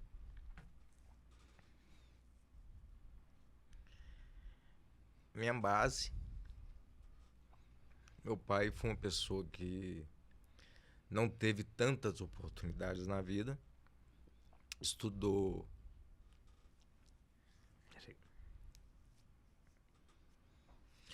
Bom, meu pai estudou só até a 4ª série primária. Mas Só vira um pouquinho pra não sair muito do enquadramento. meu pai sempre... Ele estudou só até a 4ª série primária. Mas inteligentíssimo. Esforçadíssimo. Trabalhador. Honesto, como eu nunca vi na minha vida. Eu cansei de ver. Teve uma época que eu trabalhei com ele. Corretando imóveis. E eu aprendi muito com meu pai. Muito, muito, muito, muito, muito. Várias coisas. Sim. Primeiro, não ter discriminação com ninguém. Meu pai nunca teve discriminação com absolutamente ninguém. Ninguém. Segunda, questão da honestidade. Eu, por diversas vezes, eu vi meu pai tomando prejuízo. Eu, assim, inexperiente, às vezes eu via ele negociando imóveis ou alguma outra coisa. Eu na minha inexperiência, né, e imaturidade também, eu falava assim, às vezes ele pegava uma casa para vender, a pessoa... Não, um exemplo. Ele comprava um barracão de 15 mil, um exemplo. Aí ia lá, reformava e tal, e punha à venda. Aí aparecia uma pessoa, naquela época de dólar, né, que o mercado imobiliário de Valadares sempre foi muito aquecido, né, por causa dos dólares americanos, né? Então, assim, aí dava uma reformadinha e já punha para vender e tal, para ir capitalizando, não sei o quê. Aí, assim, rapidamente aparecia uma pessoa, oferecia, vamos supor, ele comprou por 15, aí aparecia uma pessoa, oferecia 18, um exemplo. Sim. Aí ele ia lá, fechava. Bom, tava ganhando 3, né? Sim. Aí no outro dia aparecia uma pessoa que dava 25. Nossa. Aí eu era bem jovem, eu falava assim, ô pai, mas o fulano tá oferecendo 18, mas o dali tá oferecendo 25. Meu pai fechava a cara e falava assim, mas eu já dei a palavra. Não tinha nada assinado. Não tinha um documento assinado. Sim. Mas eu cresci ouvindo o meu pai falando isso. Eu já dei a minha palavra. Eu não volto atrás. Mesmo tomando prejuízo Sim. várias vezes. Então, esse é um dos maiores exemplos que eu tive do meu pai. E mãe? Mãe nem se fala, né? Mãe é a base, né? É tudo. O que eu sou hoje vem deles. O meu pai tem esse lado social muito aflorado. Sim. Sempre teve. O meu pai, eu sou nascido e criado no Santa Terezinha. O meu pai, quando a gente era criança, eu cansei de ver, minha família toda, meus irmãos, todo mundo sabe disso, os vizinhos sabem disso. O meu pai era aquele cara que tinha um carrinho simples, né? Na época era até o Fiat 147 que ele gostava muito de ter. Ele sempre teve um carrinho, né? Ele tinha um Fiat 147. Então ele era aquele cara que levava as mulheres para o hospital à noite para ganhar Legal. menino. Era aquele cara que quando alguém passava mal, era ele que levava para o hospital. O bairro inteiro procurava ele, entendeu? Ele é que levava todo Sim, mundo, ele é que legal, dava cara. assistência, ele é que fazia isso, ele é que fazia... Então, eu sempre vi isso no meu pai. Então, eu acho que eu tenho muito isso dele. Claro. Agora, é uma coisa que vem desde esse lado social meu, é uma coisa que vem desde a minha infância. Eu me lembro, Gustavo. Eu sei que eu não estudava, eu sei mais ou menos a idade que eu tinha menos de 5 anos de idade, porque eu não estudava ainda. Sim. Em frente à minha casa morava uma senhora bem velhinha. E ela lavava roupa para fora, na mão. Dona Xandu. E eu era uma criança. E da minha casa, do quintal da minha casa, dava para ver do outro lado da rua ela lavando roupa no tanque, à mão. E eu eu pensava assim, quando eu crescer, faz eu ser rico para eu não deixar mais a Dona Xandu lavar roupa. Que legal. Aquilo me doía. Sim. E assim foi a vida toda. A dor do outro sempre me incomodou. Muito, em todas as situações. Uma vez eu estava no Polivalente e foi uma das primeiras tretas que eu entrei. Já tinha um Bem Viver versão escola, na época. Rapaz, eu estava no Tiradentes e assim, eu estava na 6ª série. Eu tinha uma professora que chamava, acho que era Dona Elaine ou Maria Helena, era uma loira. Ela dava aula de ciências. Eu tenho vontade de ver ela hoje. Eu tinha vontade de reencontrá-la hoje. Mas enfim, essa mulher era muito... Ela era estranha. Sim. Não vou falar muita coisa, não, porque... Mas ela era estranha. Uma vez, as janelas ela tinha um negócio de falar com os alunos assim: recolha-se a sua insignificância e vai se assentar. Ela gostava de humilhar os alunos e aquilo me incomodava profundamente. Mas uma vez, as janelas do antigo Polivalente, que hoje não existe mais, elas eram daquelas assim, ó, a cinta fechada, aí você empurra e fica um ferrinho aqui segurando ela aberta. Esse ferrinho dobra, né? Sim. Aí, um menino negro, ele esbarrou o cotovelo nesse ferro, o ferro virou e a janela bateu e quebrou o vidro. A mulher falou que ele quebrou de propósito, que ele deu um murro na janela. Eu vi, eu estava do lado. Eu vi que ele não fez de propósito. Aí, ela pegou esse menino, levantou ele e levou para a secretaria. Levou para falar com a dona Delza. Pessoal, dona Delza, um beijo para a senhora. Levou para conversar com a dona Delza. Do nada, eu fui atrás, velho. E isso hoje talvez seja normal para as crianças de hoje. Sim. Mas naquela época não era. Eu levantei e fui atrás. Cheguei lá, ela estava incriminando o menino. E outro detalhe, eu nunca tinha conversado com o menino. Ela estava falando com a dona Delza que ele tinha quebrado o vidro, que não sei o que. Eu entrei dentro da sala e falei: Dona Delza, ele não quebrou, não. Ele esbarrou o cotovelo. Essa professora me xingou um tanto. E eu continuei falando. Ele não quebrou. Não quebrou. Aí a dona Delza me tirou e falou assim, eu sei, Moisés. Chamou o menino, tirou e tal, saiu, tirou a professora pra lá e tal, não sei o que, não sei o que, e acabou o problema. Por que eu tô contando isso? Pra você ver que, assim, que eu não gosto de injustiça. Sim. Então, assim, esse lado meu sempre foi muito aguçado, tanto questão da justiça quanto social. Gustavo, a energia que eu coloco no programa, a energia que eu coloco nas questões sociais, em fazer pelo próximo, e aí eu posso citar, por exemplo, dentre várias coisas, porque o meu trabalho não é só ir lá apresentar o programa. Claro.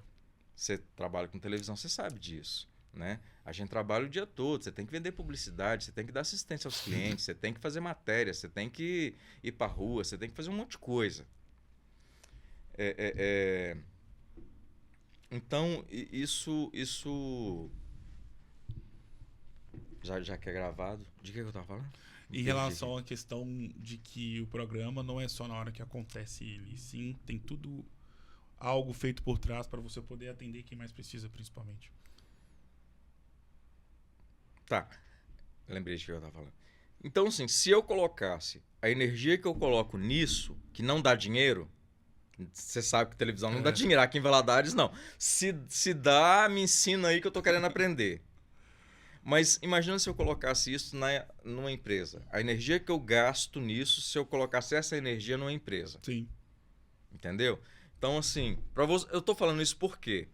Pra você ver que o meu foco não é dinheiro. Meu foco não é, muitas das vezes, pensando em mim. É pensando mais no outro. Não tô falando que isso talvez seja uma qualidade, não, tá? Não tô me exaltando, não. Eu acho que mais... Até vejo isso hoje até como um certo defeito, porque a gente tem que pensar mais na gente. A gente tem que pensar na gente primeiro. Mas eu tinha esse defeito, eu pensava mais nos outros. Outra coisa que, se as pessoas repararem, repara para você ver, Gustavo. Eu tenho acesso, graças a Deus, eu tenho um bom acesso a todas as classes sociais, todas. Do mais pobre ao bilionário. Eu tenho. Eu construí isso. Eu abri caminhos para isso. Mas pergunta se eu frequento casa de ricos, de milionários. Aí eu fico me perguntando por quê? Eu já me fiz essa pergunta. Cara, eu não vou citar o nome aqui não, mas tem um empresário aqui da cidade que já não é nem milionário mais, é bilionário, que às vezes liga para mim de madrugada, vem aqui para casa pra gente bater papo, tomar café, tomar uma, não sei o quê, conversar. Eu arrumo desculpa para não ir. Então, assim, mas se uma pessoa simples me chamar agora lá no Turmalina, eu vou. Eu preciso tratar isso. Sim. Às vezes você vai ter que levar alguma coisa, tadinha, mas você faz questão Eu de... preciso tratar isso, porque assim, não sei se é... Não sei o que é, mas assim, eu me sinto... O meu espaço, onde eu me sinto bem, onde eu me sinto à vontade, é com a classe menos favorecida. Eu vou citar o nome porque ela não mora mais aqui em Valadares, mas muita gente lá do bairro Atalaia vai conhecer. Dona Maria Neuda. Dona Maria Neuda, esposa do Chagas. É uma senhorinha que tinha, né? Ela mudou. Ela mudou pro Nordeste. Sim. Voltou pra terra dela, pro Ceará. Mas eu conheci ela lá no Atalaia fazendo matéria lá numa região chamada Buraco Fundo. E eu fazia muitas matérias lá e fiquei amigo dela, do esposo dela e tudo. E durante muito tempo, domingo, eu ia almoçar com ela e ela cozinhava numa lata com pó de serra. Ela fazia o almoço dela ali. E ali a gente sentava, a gente almoçava, a gente conversava, a gente passava uma tarde de domingo batendo papo. Entendeu? Aí eu fico pensando, eu poderia estar num... Mas eu quis... Por quê? Entendeu? Então, assim, esse lado social é o que me pega. Sabe? Não que eu desvalorize nenhuma outra classe social, muito pelo contrário. Eu aprendi, a vida me ensinou a reconhecer o mérito de cada pessoa. Tem muita gente que critica, né, as pessoas bem-sucedidas na vida, não sei o quê. Não, cara, se a pessoa tá ali é porque ela mereceu, ela trabalhou por isso, a gente tem que reconhecer, entendeu? Ah, mas fez isso. Todo mundo tem problema, todo mundo tem defeito, todo mundo tem... Isso aí não justifica. A gente tem que dar os créditos e o mérito a quem merece. Isso aí a gente tem que fazer e eu faço isso sempre que posso e procuro fazer isso sempre. Ser o mais próximo da justiça possível. Agora é o jogo das palavras. Eu vou citar nomes e você vai defini-los, nomes ou palavras, e você vai defini-los ou defini-las com uma palavra. Uma só? Jornalista é difícil, né? Resumir uma palavra só. Eu é. te entendo. Jornalista e advogado, psicólogo também. Podemos ir? Pode. Deus. Base. Vida. Boa. Amor. Um dia. Família. Tudo. Governador Valadares. Amo. TV Rio Doce. Apaixonado. Jornalismo. Apaixonado. Política. Amo. Elisa Costa. Uma amiga. Fassarela. Uma pessoa que eu... é uma palavra só. É. Desculpa. Exemplo. Mourão. Bacana. André Mello. Não tem intimidade. Coronel Sandro. Não conheço. Câmara de Governador Valadares. Fraca. Infância. Boa. Adolescência. Conturbada, mas boa. Moisés Freitas. Eu sou suspeito pra falar de mim mesmo, né? Mas é mais fácil. Moisés Freitas, em uma palavra? Difícil, viu? Difícil. Moisés... Me ajuda aí. Resiliência. Moisés Freitas, resiliência. Não, força. Defina a sua história de vida com uma frase. Aí eu vou usar uma palavra, resiliência. Defina a sua vida com um versículo bíblico. Ou pode ser uma frase de uma música. Não, mas tem um que eu gosto muito. Não fui eu que te enviei. Ser forte e corajoso. Então é isso. Né? Deus, quando falou, né? Lá no Velho Testamento, ele falou, não fui eu. Porque vontade de desistir, às vezes a gente tem. Quando a gente vê as injustiças, quando a gente vê as coisas não acontecendo como a gente gostaria que acontecesse, quando a gente é mal compreendido, injustiçado, dá vontade de parar com tudo. Gustavo, eu te falo de coração, cara. Hoje, se eu quiser, eu posso sair daqui da cidade e ir morar em qualquer lugar que eu quiser. Sim. Não tô falando porque eu tenho dinheiro, não. É porque eu tenho 2 mãos, 2 pernas, cabeça para trabalhar. Eu posso ir para qualquer lugar que eu quiser que eu arrumo minha vida, cara. Se eu comprar uma passagem para Portugal ali, não preciso nem de visto. Eu entro ali, saio na Europa, eu vou parar lá na Rússia, eu vou parar lá no Japão. Igual eu fui parar na Inglaterra, eu vou parar nos Estados Unidos, eu vou para onde eu quiser. Ou então eu vou para uma cidade litorânea, eu vou ter uma vida tranquila. Eu vou mudar para Morro de São Paulo, eu vou mudar para o Rio de Janeiro, para Ilha Grande, que eu adoro aquele lugar. Entendeu? Mas não, eu tô aqui, no meio dessa confusão, no meio dessa brigaiada, tomando nome, falando que eu tô recebendo dinheiro de amarelinho, tomando nome de que eu tô conspirando contra o prefeito, que não sei o quê, sabe? Muita gente tomando ódio de mim, simplesmente porque eu tô fazendo o meu trabalho, que é mostrar o que tá acontecendo. Se a pessoa não concorda, eu entendo, é direito da pessoa não concordar. Mas jornalismo é fato. Claro. É fato. Eu queria que essas pessoas que me atacam, que falam que é perseguição, que é dinheiro que eu estou recebendo, que não sei o quê, eu queria que essas pessoas dissessem assim para mim, não tem nada lá no TCE, não tem investigação na Polícia Civil, não está faltando nada nas escolas, está tudo em dia. as secretarias estão andando. Eu queria ouvir isso dessas pessoas, mas ninguém fala isso comigo. Mas só fala assim, é perseguição política. Tá recebendo dinheiro por fora. Não sei o quê. Não sei o quê. Pô, entendeu? Aí nessas horas, você tem que ter cabeça, cara. Pra manter o equilíbrio. Aí eu lembro, Moisés, calma. Você já passou pela Operação Mar de Lama, você saiu limpo, limpo, limpo e com um atestado de bons antecedentes da Polícia Federal. Você passou por 8 anos de oposição explícita na TV ao governo André Merlo, quando a cidade inteira estava, né, todos os partidos estavam com ele, menos o PT. Todos os partidos, foi a maior coligação do país. Eu fui o único que tive coragem de peitar, de falar, eu sou oposição, não aceito isso, está errado, não sei o quê. E foram os 8 anos assim. E agora, eu estou fazendo somente e tão somente o meu trabalho. E vou continuar fazendo. E isso vai passar também, porque tudo passa. Isso passa. E lá na frente, eu espero que essas pessoas... Aliás, eu não espero. Mentira, eu não espero.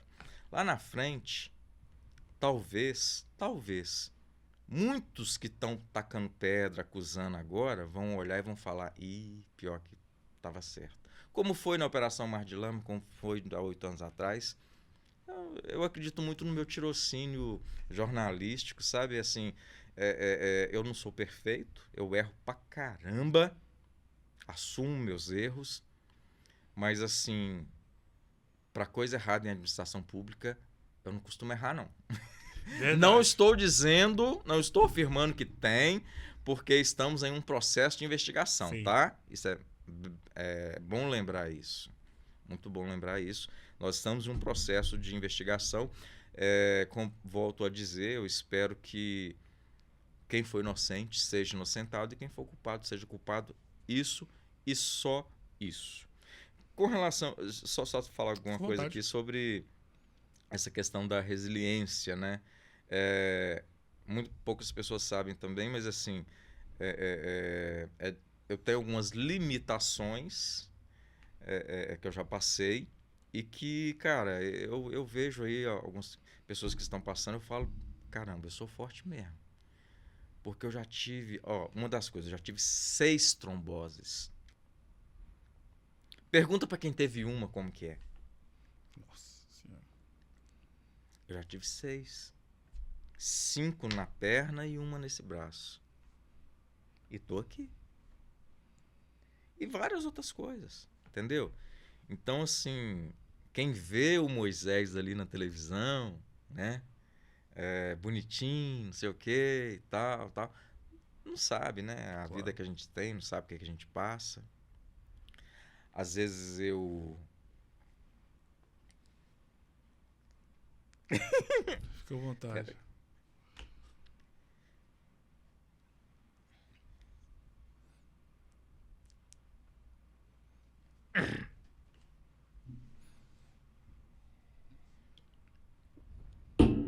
Mas assim, eu fiquei muito tempo reprisando programas. E muita gente criticava, manda mensagens, tudo. As pessoas que mandam mensagem nem é crítica, é perguntando. Sim. Pô, mas cadê você? E tal. Essas pessoas eu respondo com o maior carinho e tal, explico tudo. Mas tem os maldosos, né? Que já insinuam coisas, não sei o que e tal. Mas às vezes não sabe que eu não tô lá porque eu tô fazendo tratamento.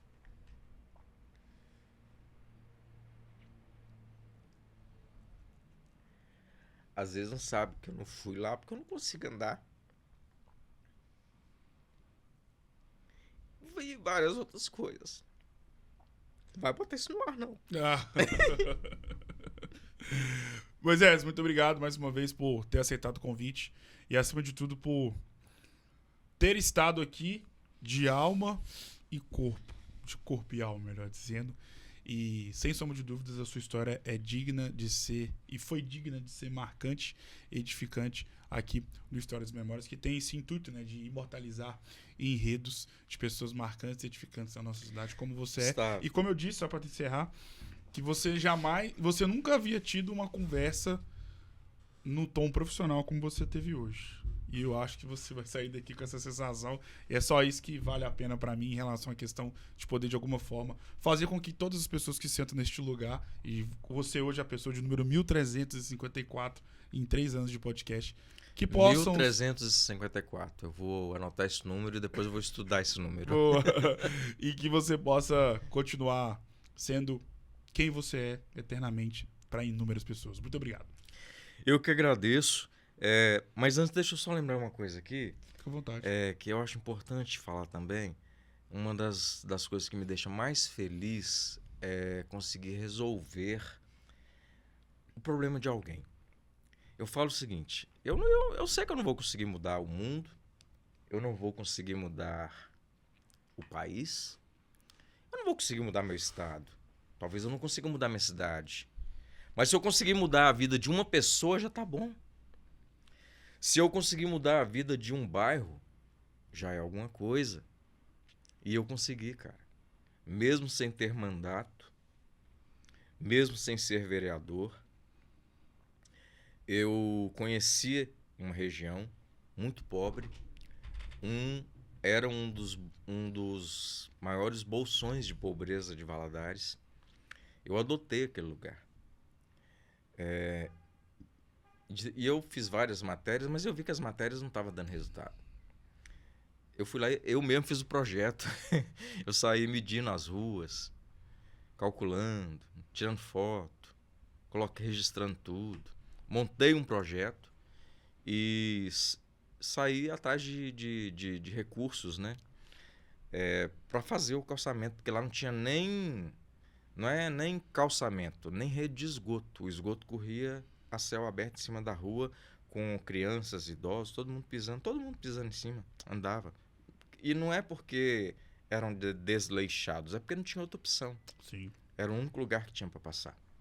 E era uma região toda, não era uma rua só. E eu consegui, cara. Eu corri atrás, aí me disseram que a forma mais rápida de eu conseguir era através de emendas parlamentares, então eu fui nos nossos deputados federais.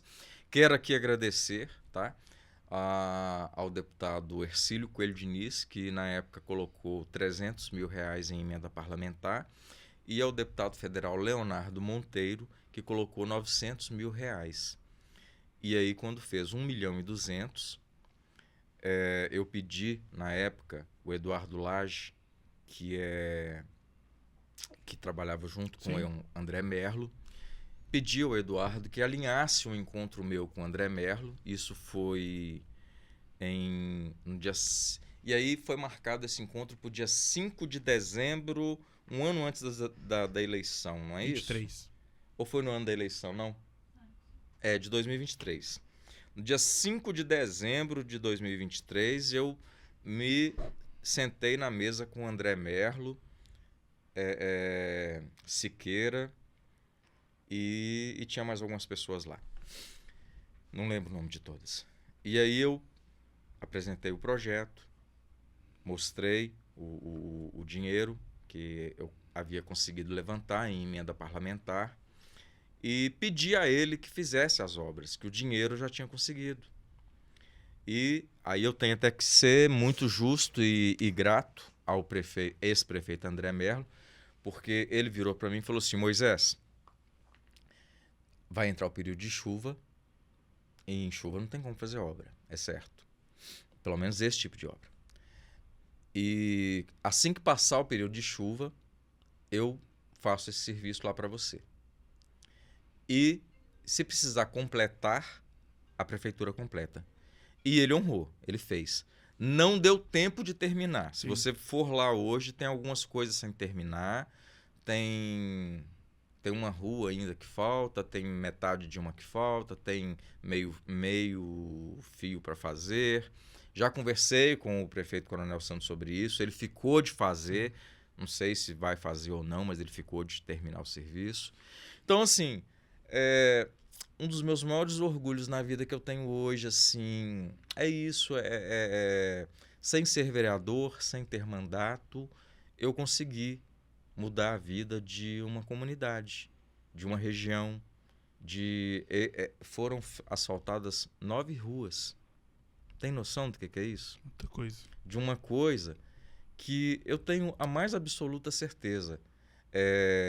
Pelo lugar, pelo abandono, pelo histórico de abandono que aquela região tem e tinha e tem, aliás, seria no mínimo mais uns 25 a 30 anos para chegar a calçamento lá. E se você for lá hoje, mudou completamente. Mudou. Até a criminalidade diminuiu. Até a criminalidade diminuiu. Porque onde tem infraestrutura, o Estado consegue entrar melhor. Então, assim, isso é muito bacana. E é isso que me move. Lembra que eu te falei que eu podia estar em qualquer lugar? Sim. Eu sou solteiro, cara. Se eu vender meu carro, se eu vender minha casa, eu saio daqui e vou para qualquer lugar do mundo. Entendeu? Mas eu tô aí, ó, caçando jeito de fazer alguma coisa pela cidade que eu moro, pelos bairros que mais precisam. Outro detalhe, geralmente vocês vão me ver onde ninguém me vê. Aliás, geralmente vocês vão me ver onde ninguém vai. Sim. Eu costumo dizer que eu gosto de ir onde ninguém vai. Uma vez, vou contar uma história engraçada, que interessante. Uma vez, o Adalto Lima, que era meu cinegrafista, né? Eu liguei para ele. Uma senhora me chamou lá na Rua Galileia, no Carapina. E isso há muitos anos atrás. Lá era muito violento. Não sei como é que tá hoje lá. É a parte de trás do Carapina. E aí, uma senhora me chamou. Na verdade, foram várias pessoas que me chamaram para fazer uma matéria lá. E aí eu falei com o meu cinegrafista, Adalto, pega as tralhas aí que nós vamos ali fazer uma matéria. Aí ele, aonde? Falei, lá na Rua Galileia, na parte de trás do Carapina. Aí ele, você tá doido? Eu não vou lá não. Ali é perigoso demais, eu não vou lá não. Aí eu falei, calma rapaz, eu já conversei tudo lá, tá tudo certo, não sei, mentira, Gustavo, não tinha nada certo, não tinha nada conversado. E eu fui. Sim. Eu cheguei lá, perguntei, nem sei se eu posso falar isso aqui, mas eu cheguei e perguntei quem que controla aqui. Fulano. Sim. Ó, eu tô aqui para ajudar os moradores que me chamaram e eu vou fazer uma matéria aqui, beleza? Não, beleza, irmão, tal, não sei o quê. E eu fui, andei todas as vielas, todos os becos, todas as escadas, todos os lugares que eles falaram. Nunca uma equipe de filmagem tinha ido lá, onde eu fui.